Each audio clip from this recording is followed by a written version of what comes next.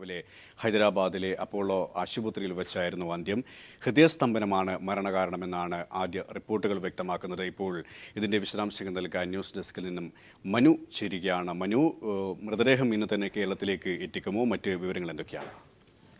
സുരേഷ്, നമുക്ക് നിലവിൽ ലഭിക്കുന്ന വിവരങ്ങൾ അനുസരിച്ച് മൃതദേഹം ഇന്ന് തന്നെ കേരളത്തിലേക്ക് എത്തിക്കുമെന്നാണ് അറിയാൻ കഴിയുന്നത്. വൈകിട്ടോടെ കൊച്ചി നെടുമ്പാശ്ശേരി അന്താരാഷ്ട്ര വിമാനത്താവളത്തിൽ മൃതദേഹം കൊണ്ടുവരും എന്നാണ് അറിയാൻ കഴിയുന്നത്. ഇന്ന് പുലർച്ചെ ഹൃദയസ്തംഭനത്തെ തുടർന്നാണ് നടി കൽപ്പന ഹൈദരാബാദിൽ മരണപ്പെട്ടത്. ഹൈദരാബാദിലെ അപ്പോളോ ആശുപത്രിയാണ് ഇപ്പോൾ കൽപ്പനയുടെ മൃതദേഹം സൂക്ഷിച്ചിരിക്കുന്നത്. രാവിലെ ഹോട്ടൽ മുറിയിൽ വെച്ചാണ് കൽപ്പനയെ അബോധാവസ്ഥയിൽ കണ്ടെത്തിയതും തുടർന്ന് ആശുപത്രിയിൽ എത്തിക്കുകയുമായിരുന്നു. എന്നാൽ ആശുപത്രിയിൽ എത്തിക്കുന്നതിന് മുൻപ് തന്നെ കൽപ്പനയുടെ മരണം സംഭവിച്ചിരുന്നു എന്നാണ് ഡോക്ടർമാർ അറിയിച്ചിരിക്കുന്നത്.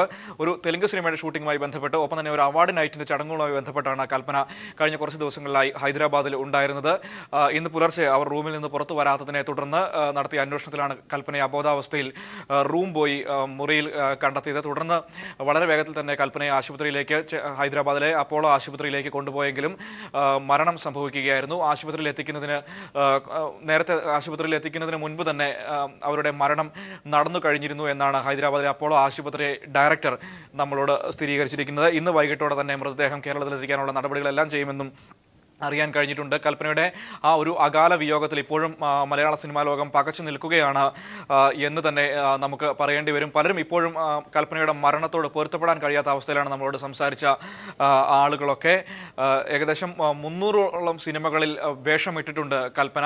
ഹാസ്യ നടി എന്നതിനപ്പുറത്തേക്ക് മികച്ച സ്വഭാവ നടി എന്ന രീതിയിൽ തന്നെ കൽപ്പന പേരെടുത്തിരുന്നു. ഒപ്പം തന്നെ കോമഡി റോളുകളും അനായാസം കൈകാര്യം ചെയ്യുക വഴി മലയാളം കടന്ന് തമിഴും കന്നഡം എല്ലാം കടന്ന് തെലുങ്ക് സിനിമ വരെ, അതായത് തെന്നിന്ത്യൻ സിനിമ മുഴുവൻ കൽപ്പന നിറഞ്ഞു നിന്നിരുന്നു എന്ന് തന്നെ വേണം നമുക്ക് മനസ്സിലാക്കാൻ.